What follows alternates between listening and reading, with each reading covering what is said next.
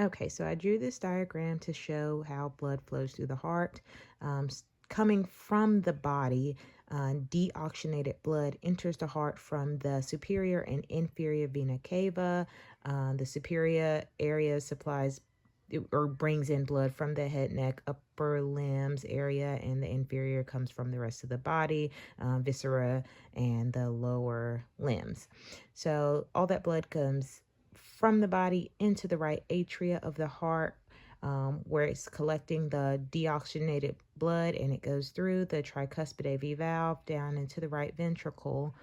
where it then goes up into the pulmonary semilunar valve, up into the pulmonary trunk, where it then goes left and right through the pulmonary arteries and into the lungs. In the lung area is where the blood becomes oxygenated, and it enters back into the heart through the left atria, through the pulmonary veins into the left atria, and down through the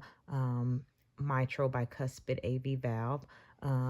where it then enters the left ventricle,